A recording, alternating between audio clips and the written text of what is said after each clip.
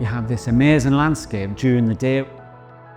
When the sun goes down, you get another amazing landscape.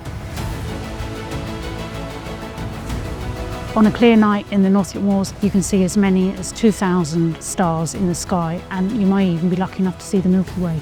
How incredible must that be for children to see that for the first time? When I go back to the urban environment, I'm just gobsmacked at what you can't see. These people come here, they're surprised to see stars, never mind the Milky Way. What was an empty sky, they realise is actually full of diamonds on black velvet.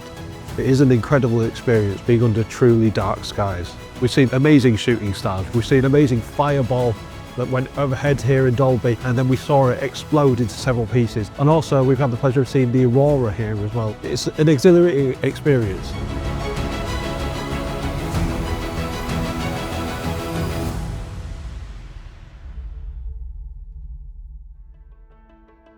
It's a great opportunity to look back and reflect on how far we've come from the small beginning to now what is the country's largest celebration of our dark skies. It's really to provide what a national park should provide, which is an escape from the urban environment. You can take the subject of astronomy, the stars and the planets, and then link it in with all sorts of other subjects. The social side of life, the historical side of life, the magical side of life. Astronomy lends itself to just so many different areas. It's also important because 85% of the UK will never see the Milky Way from where they live. Places like the North York Moors are incredibly important for people to be able to come and experience those things. We run stargazing events in the heart of the North York Moors National Park.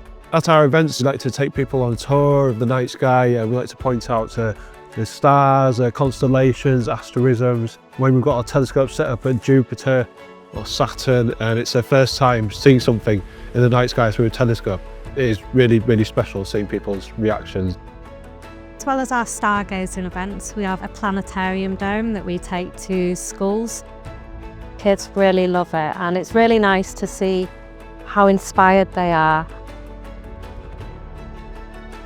Those first festivals really did just focus on stargazing, but we knew light pollution wasn't getting any better and perhaps there was more we needed to do. And back in 2017, the North York Moors began the journey to apply to be an International Dark Sky Reserve. That designation was achieved in 2020, and while stargazing continues to be really popular at our festivals, it also gives us a great opportunity to promote broader messaging around light pollution and what people can do to reduce pollution at home, and also in protecting our dark skies.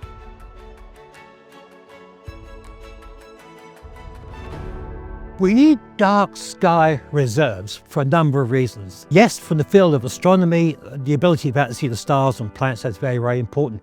But also there's a very important aspect with the natural world as well. Animals, plants, they need the natural cycles, day and night, when night is actually dark. So examples of that would be, if you see moths flocking around lights, they're not actually doing the job that they do at night. And many people don't know that moths are more efficient pollinators than bees. So they take over and do that job at night. If they're all flocking around lights, then they're not doing that job. If we think about diurnal species, so birds for example, you can be walking out in the morning in winter, it's still pitch black, but there are street lights on and there are birds singing in the trees next to the street lights because they think it's daytime. So they're awake much earlier, they go to sleep much later, and again it impacts their health. Whenever we're looking at lighting and we're looking to reduce light pollution, it's never about trying to convince people to turn all their lights off and stumble around in the dark. Everybody needs light. The aim of reducing light pollution is responsible and sensitive use of light.